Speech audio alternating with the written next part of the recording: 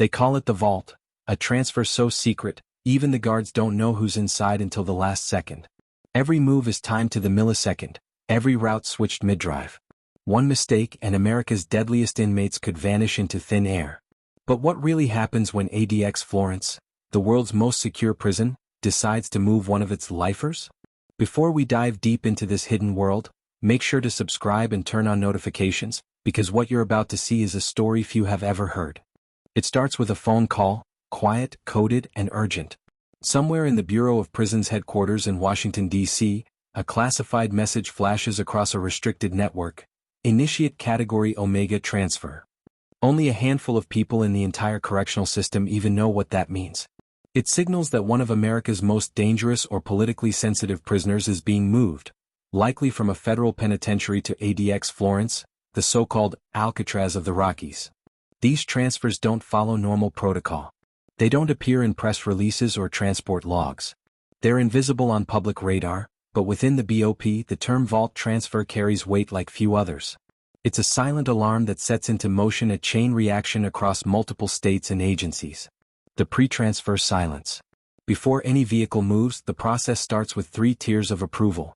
Central office authorization. High-ranking officials determine the reason. It could be a security breach, an inmate assault on staff, or intelligence that an escape plot is brewing. Security division confirmation. Specialists assess risk level, mapping out who will handle the escort. Warden-to-warden coordination. The current facility's warden communicates only through encrypted channels with the ADX intake warden. Everything is done in silence. Even the inmate's name is replaced with a code number.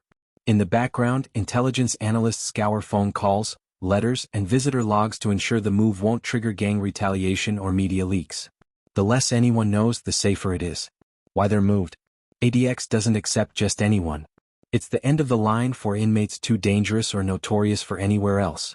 The transfer list over the years has included names like Ramzi Youssef, 1993 World Trade Center bomber, Richard Reed, the shoe bomber, and Terry Nichols, Oklahoma City co-conspirator. But not all vault transfers are terrorists. Some are high-ranking cartel leaders, violent gang shot callers, or double agents whose presence in another prison could ignite riots. For example, Thomas Silverstein, an Aryan Brotherhood leader responsible for multiple inmate murders, was moved under extreme secrecy after intelligence suggested he was plotting from within another facility. His move to ADX became a model for all future vault transfers: isolated, silent, and absolute. Behind the code name vault. The term vault comes from an old BOP slang meaning a locked container within a locked system. It implies total containment, not just of the inmate but of the information surrounding him. Agents involved in the operation are told only what's necessary. The drivers know the destination but not the name. The marshals see the face but not the file. Everyone operates on a need-to-know basis. Even the time of day is flexible. The convoy could roll out at 2 a.m., 5 a.m., or not at all. Routes are swapped last minute using pre-approved alternates to counter potential ambushes or tracking attempts. Logistics of secrecy. Every vault transfer involves at least 2 armored vans with reinforced steel frames and bulletproof glass. 1 lead scout vehicle to check for blockades or surveillance. 1 trailing vehicle for backup in case of mechanical failure or attack. Air surveillance in critical cases, typically handled by a small FAA-cleared aircraft or drone. Communications are coded through encrypted radios, monitored by the U.S. Marshals Service in real time. Even small details are planned with military precision. The route's gas stations are pre-inspected, rest stops restricted, and all traffic stops eliminated through local coordination with state patrol units. The inmates' wrists and ankles are shackled using black box restraints, designed to limit movement and prevent tampering. They wear blacked-out goggles to disorient them, so even if they somehow escaped, they wouldn't know which direction they came from. The moment before departure. Inside the source prison, the day of transfer begins with silence. The chosen inmate is woken early, no warning, no explanation. A guard's voice is calm but firm. Pack your property. You're moving. He may ask where, but the answer is always the same. Doesn't matter. You'll find out when you get there. All other inmates are placed on lockdown. Hallway cameras are set to record at higher frame rates. Guards wear full tactical gear, riot helmets, gloves, and vests. The prisoner is escorted through empty corridors, past echoing steel gates, into a small holding area known as the Sally Port. There, a team of federal marshals awaits. The inmate's identity is confirmed through fingerprint scan and iris recognition. Once verified, he's placed inside a steel transport pod within the van, a cage within a cage. The marshals sign off one final document: transfer executed, Category Omega. From road to rock. The trip to ADX can last hours, or days. Some prisoners are flown to Colorado Springs under U.S. Marshal supervision and then driven the last 100 miles to Florence under blackout escort. Locals in the small town rarely notice. The convoy blends in with highway traffic, disguised as government vehicles on routine duty. But those who've witnessed it, mainly gas station attendants or roadside workers, describe the same thing. 2 black vans. No markings. Heavily tinted windows. Moving fast. What they don't see is the coordination happening hundreds of miles away, where command centers monitor every second. If a vehicle deviates even a few feet from the planned GPS line, alarms trigger instantly. No other transfer in the U.S. operates with this level of control.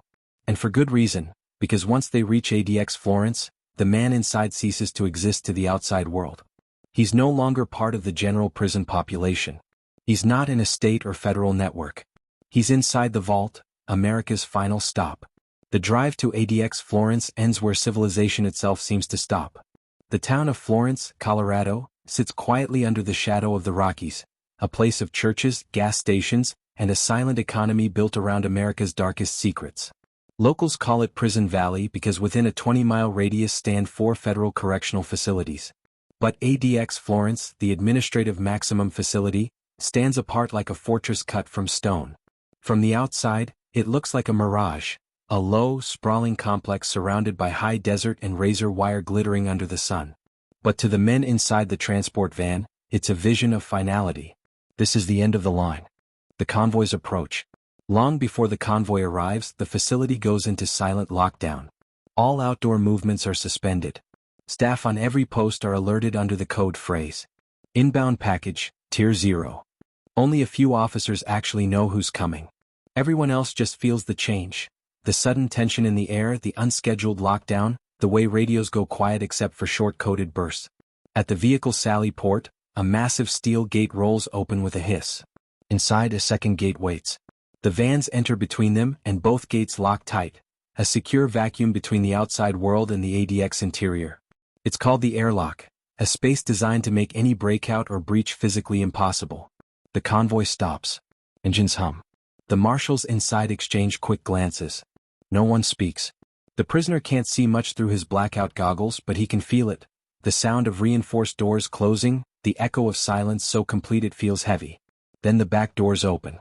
Step down, a voice commands. The marshals guide the inmate down a short ramp into the hands of the Special Security Unit, ADX's most elite internal team.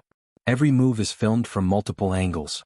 The footage will be archived in case of future review or litigation. A guard reads the transfer confirmation out loud. Inmate identified and received. Status vault. Custody accepted by ADX Florence. The strip search protocol. Before a vault prisoner is placed in his cell, every fiber of his being is inspected. He's stripped of all clothing and placed inside a small containment booth, walls padded, camera in every corner. Guards conduct a full-body search including cavity inspection to ensure nothing, not a single piece of metal, paper, or plastic, enters the compound unaccounted for. The inmate is then handed a thin white jumpsuit, slip-resistant shoes, and a small property bag containing only a Bible or Quran if requested. No photos. No letters. No personal belongings. Everything else will be screened later through X-ray scanners and chemical analysis. Even his toenails are examined for contraband. The intake file. Meanwhile, in a nearby office, 2 classification officers and a psychologist gather. They open what's known as the Intake Psychological Risk Report, a dossier outlining why this prisoner was sent here. They review his behavior history. Number of assaults on staff or inmates. Mental stability assessments. Intelligence briefings from other facilities. Any evidence of gang leadership or radicalization. If the file indicates a continuing security threat, he's immediately tagged as a control unit candidate, meaning his isolation will be total, 23 hours a day, possibly for years. Many vault prisoners never leave this designation. Once you enter as a control inmate, your world shrinks to 7 by 12 feet, a concrete box that becomes your eternity. The first 24 hours. The prisoner is escorted, shackled, flanked by 6 officers, down a long, echoing hallway. The air smells of disinfectant and cold metal. Each door they pass shuts automatically behind them, controlled from a remote central panel. There's no shouting, no chaos, no typical prison noise. ADX operates like a laboratory, sterile, mechanical, and emotionless. At last they reach H Unit, the most secure pod in the facility. This is where men like Zacharias Moussaoui, the so-called 20th hijacker, and Richard Reed, the shoe bomber, have been confined. Each cell is a bunker within a bunker. Reinforced concrete, sealed windows, solid steel doors with tiny slots for food trays. Inside, one concrete bed frame with a thin mattress. A combination stainless steel sink and toilet. A concrete desk molded into the wall. A single slit window 4 inches wide, angled so the prisoner can only see the sky, never the ground. That's the design. No sense of time, no sense of direction, no visual reference to freedom. Guards remove the inmate's restraints through a slot in the door. He steps inside. The door seals with a mechanical thud.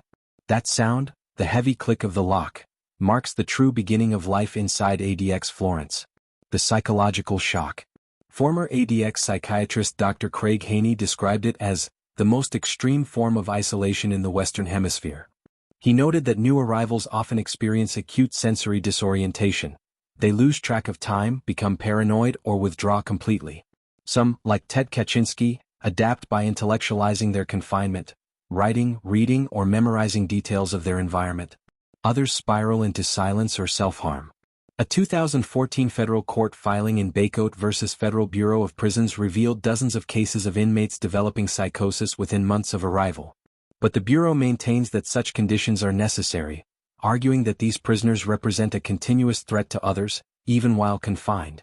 72 hours of observation. For the first 3 days, every vault inmate is under continuous watch. Guards record their sleep patterns, eating habits, and reactions to isolation. Medical teams check blood pressure, pulse, and temperature not out of compassion, but control. If the prisoner shows signs of aggression, he's assigned a behavioral protocol. Lights left on longer, meals delivered through different timing patterns, conversations restricted even further. By the end of those 72 hours, the system knows everything it needs to keep him contained indefinitely. He is now invisible, cut off from human touch, sound, or movement beyond the concrete walls. And that's exactly how ADX wants it. Outside the walls. While the prisoner adjusts to silence, somewhere else in Washington, a classified message flashes again. Vault transfer complete. Subject secure. That's all it says. No names. No details. No signatures. The paperwork is filed under restricted archives, locked away for decades. Only a small circle of federal officials even know who just entered the most secure building in America. To the rest of the world, it's as if that prisoner never existed. Once the steel door seals behind him, time stops existing in the way most people understand it. For the men locked inside ADX Florence, time becomes a blur of identical hours, indistinguishable days, and a looping rhythm of silence, meals, and lights. They call it living in the slot, 23 hours a day locked alone in a concrete box. That final hour, if earned, is spent inside a slightly larger cage called the recreation pen, a space barely bigger than a parking spot, open to the sky but closed off from the world. This is the daily reality of the vault transfer inmate, a man deemed too dangerous for any other prison to contain. The routine of total control.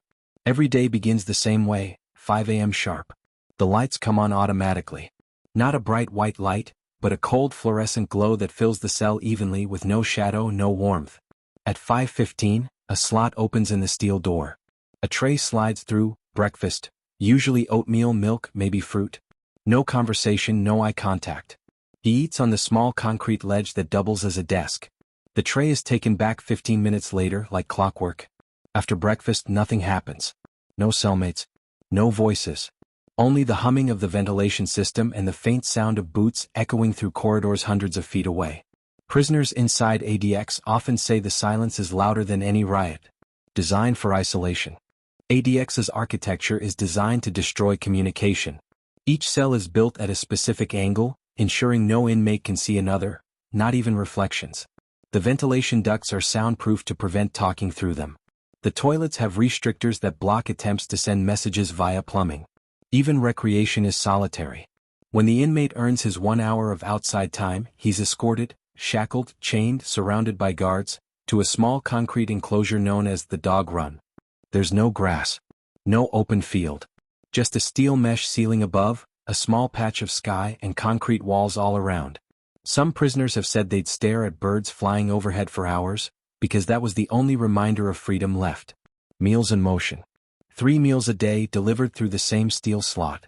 Guards never open the main door unless it's essential, and when they do, it's never by one person. Every interaction involves at least 3 officers and 1 control booth operator watching through bulletproof glass. When an inmate is moved, the routine is exact. Step backward to the door. Cuff hands through the slot. Wait until chains click tight. Step forward, face the wall. Shuffle out, legs shackled. No conversation. No eye contact. Every move is documented, every motion filmed. The sound of nothing. After weeks, the silence becomes unbearable. Former ADX inmate Jack Powers, later part of the Bacote v. BOP lawsuit, described it this way. You start talking to yourself because that's the only voice you can trust. You memorize every crack in the wall, every sound from the vent. The silence becomes a person. It talks back. Psychologists call this solitary adaptation syndrome.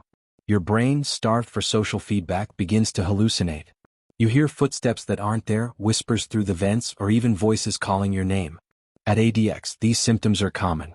Reports from 2010 to 2020 show dozens of inmates placed on suicide watch after extended solitary confinement.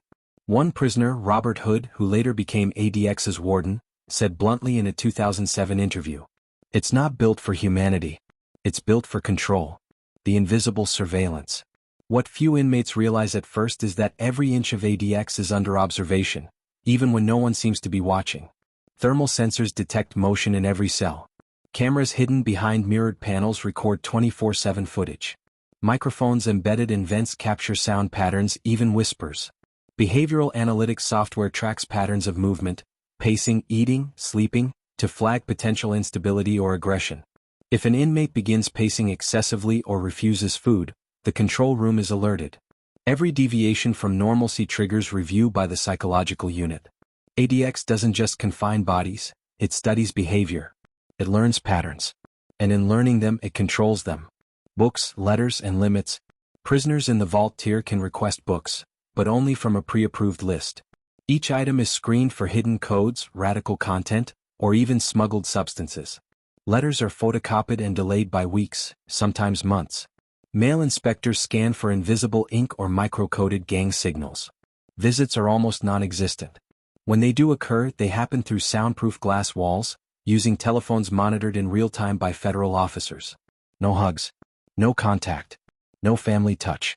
As one inmate described it in court testimony, "You forget what people smell like. You forget what warmth feels like." Mental deconstruction. After several months, even the strongest minds begin to bend. Some prisoners start naming the cracks on their walls or talking to insects they find crawling near the toilet. Others create elaborate mental rituals, counting tiles, pacing 10 steps forward and 10 steps back, just to feel a sense of control. The irony is chilling. The very system designed to neutralize violence slowly breeds psychological decay. In Madrid versus Gomez, 1995, a landmark case studying Pelican Bay's isolation unit, experts compared prolonged solitary confinement to social death. ADX Florence took that model and perfected it. Prisoners lose the sense of being seen and with it, part of their identity. The Bureau calls it management. Psychologists call it erosion. Tiny windows, big minds. Some of the most infamous inmates use mental endurance as survival. Ted Kaczynski, the Unabomber, reportedly developed a daily reading routine, completing hundreds of academic papers during his confinement. He once wrote to his brother, "My mind is my last open space." Others, like cartel leader Joaquin El Chapo Guzman, have described ADX as worse than death. During his 2019 sentencing, his lawyers told the court, "He will never see the sun again. He will never speak to another man freely again." That's not metaphor. That's the system by design. The only escape. In ADX Florence, there is no physical escape, but some inmates still find ways out. Between 1994 and 2013, several inmates ended their lives by hanging or overdosing on hidden medication. The prison later installed suicide-resistant fixtures, sloped bars, recessed screws, unbreakable mirrors. But isolation, unlike concrete, can't be reinforced. One former warden admitted anonymously, You can build walls high enough to stop a man's body, but not high enough to stop his mind from breaking. Routine report. Every morning at exactly 10 a.m., a senior officer completes a psychological log. The report includes notes like, Inmate 20432-016, stable, no visible distress. Inmate 57911-054, minimal verbal response, compliant. These reports are clinical, detached, and cold. Each line represents a person who hasn't seen another face in months, whose voice hasn't echoed in open air in years. And for those transferred under vault status, the highest level, this is life. Not for weeks, not for months, but for decades. If walls could whisper, the ones at ADX Florence would tell you that violence is easy to control, but thoughts are not. Once an inmate's body is contained, the real battle begins in his mind. And that's where ADX shows its true purpose, not just to imprison but to condition. Every door, every beam of light, every sound, or silence, is part of a psychological system designed to dismantle resistance and rebuild obedience. This is behavioral control by architecture, a science perfected behind locked doors. The psychology of total power. ADX Florence was never built like a traditional prison. It was engineered more like a behavioral laboratory. Psychologists, architects, and correctional engineers worked together in the 1990s to design a facility that could neutralize any inmate without physical force. Former Warden Robert Hood once said, "It's not about punishment anymore. It's about control at the molecular level." Inmates are stripped not just of freedom but of agency. No decisions, no spontaneity, no cause and effect they can control. The system decides when you wake, when you eat, when you see light, when you hear sound. Even the flush of the toilet can be remotely controlled. This complete loss of autonomy induces what psychologists call learned helplessness, the gradual belief that nothing you do matters. And once that belief takes root, rebellion dies quietly inside the mind. The lights never sleep. One of ADX's most subtle tactics is light manipulation. Cells are lit almost constantly, not blindingly bright, but dim enough to prevent the eyes from resting. The goal isn't to torture. It's to disorient. Without natural light or darkness, the body's circadian rhythm collapses. Sleep becomes fragmented, dreams indistinguishable from waking. A 2017 study by the Journal of Forensic Psychiatry found that continuous artificial lighting in isolation settings leads to severe cognitive decline within months. Memory loss, paranoia, and distorted perception of time. Inmates report sleeping for what feels like an hour, waking up, then realizing days have passed. Others become obsessed with counting seconds between guard checks, trying to build structure from chaos. ADX doesn't shout commands. It whispers confusion. Silence is a weapon. Silence isn't absence at ADX, it's a pressure. The soundproofing in every cell ensures that even the faintest echo dies before it travels. One former inmate in an interview with the Marshall Project said, "It's so quiet you can hear your heartbeat bouncing off the wall. You start to think the silence is alive." This sensory deprivation creates what researchers term isolation-induced psychosis. The mind, starved of stimuli, begins to generate its own whispers, footsteps, or imagined conversations. Some inmates talk to their reflections in the stainless steel toilet just to break the void. To the staff monitoring from control booths, this isn't a malfunction. It's measurement. The Bureau uses those reactions to profile psychological thresholds. Who adapts, who collapses, who resists. The illusion of choice. Every now and then, inmates are given what seems like a choice. A chance to request a new book. The option to join a communication-restricted education program. Or a behavioral review that might, eventually, move them to a less restrictive unit. But in reality, every choice is a test. The language in these forms is deliberately vague. Any frustration, any written hostility, any refusal can reset progress for months or years. Psychologists call it controlled compliance. By making obedience the only path to relief, inmates slowly reshape their behavior to align with system expectations. Over time, most prisoners stop resisting not out of fear, but out of exhaustion. As one former ADX inmate wrote in a 2009 affidavit, "You don't break here. You fade." Sound in the human clock. Twice a day, ADX pipes faint ambient noise through cell ventilation systems. Not music but low-frequency hums or machine tones. Officials say it helps with sound calibration. But ex-staff members have admitted that it's part of acoustic regulation, preventing inmates from identifying patterns or predicting guard movement. No 2 days sound the same. Sometimes the hum lasts an hour, sometimes it stops midway. For an inmate isolated for years, such unpredictability fractures temporal awareness. Without reliable cues, time itself becomes fluid, a fog that erodes planning and defiance. Communication blackout. The greatest punishment inside the vault isn't pain or hunger, it's invisibility. Letters are screened for months. Phone calls, when allowed, are recorded, monitored, and cut off at the slightest deviation from approved language. Even lawyers must schedule appointments weeks ahead, under strict observation. And visits happen behind thick glass, separated by more than 10 feet, through a line that sometimes echoes or distorts. That's not accident, it's psychological distancing. When family connections weaken, identity erodes. When identity fades, control solidifies. A 2020 Human Rights Watch report summarized it bluntly. Isolation is not a byproduct of ADX. It's the purpose. Control through hope. Ironically, one of the Bureau's most effective tools isn't fear, it's hope. Even the most restricted inmates are told they can earn their way out through perfect behavior. Progress reviews are scheduled every 12 months, assessing conduct, communication, and compliance. But in reality, most remain at ADX for decades, cycling through review boards that rarely change their classification. Still, that glimmer of hope keeps order intact. It prevents riots, hunger strikes, and suicide spikes. The belief that maybe next year things will get better is, for many, the only thing stronger than despair. Testing the mind. What few outsiders know is that ADX psychologists occasionally conduct cognitive assessments, memory tests, emotional evaluations, and behavioral interviews through intercom systems. They measure emotional flatness, impulse control, and response latency, all indicators of whether isolation is working. These data points are aggregated into confidential reports that influence future BOP designs. ADX isn't just a prison, it's a prototype for the next generation of high-control environments. Each vault transfer adds to that experiment, unknowingly contributing data on how human behavior adapts to absolute confinement. Breaking the unbreakable. Some inmates come in believing they're immune, hardened cartel lieutenants, extremist ideologues, professional killers. But the vault changes everyone.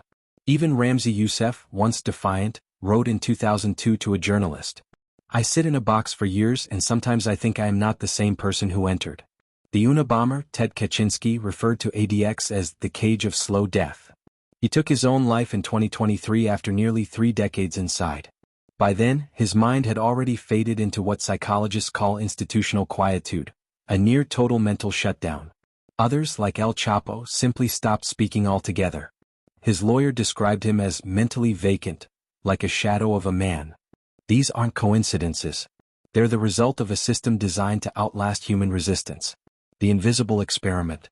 To the Bureau of Prisons, the vault system is a triumph of control. Zero escapes, minimal violence, no public incidents. But to human rights investigators, it's an invisible psychological experiment happening in plain sight.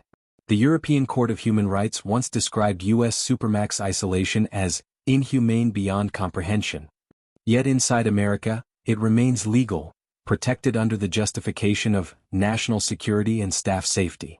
For those inside, the question isn't whether they'll survive. It's what version of themselves will emerge if they do. In a quiet stretch of Colorado desert, surrounded by mountains and silence, sits a fortress built not to punish, but to erase. ADX Florence doesn't need barbed wire to keep men inside. The walls do it. The silence does it. The mind does it. Every door, every flicker of light, every unseen camera, it all serves one purpose: to contain what the world has decided is too dangerous to ever walk free again. Yet behind those locked steel doors, time keeps breathing. The inmates eat, sleep, dream, remember. Some still pray. Some count the cracks on the wall. Some whisper to themselves, wondering if the world still remembers their names. And when the world forgets, ADX doesn't. Because inside the vault, memory is permanent, sealed in reports, surveillance tapes, and invisible archives that will outlive the men themselves. For decades, no one has escaped ADX Florence. But everyone who enters leaves something behind.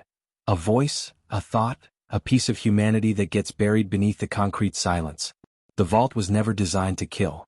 It was designed to keep them alive, just enough to disappear. If you've made it this far, you've just stepped into a world very few people ever see. The next time you hear the word transfer, remember, it's not just about movement. It's about erasure. If you believe more people need to know what really happens behind those concrete walls, hit the like button and subscribe to the channel. It helps us tell more hidden stories, stories the world isn't meant to hear. Turn on notifications because in our next episode we're going deeper, inside the silent wing where even guards fear to step. I'm your narrator and this was Inside the Vault, ADX Florence.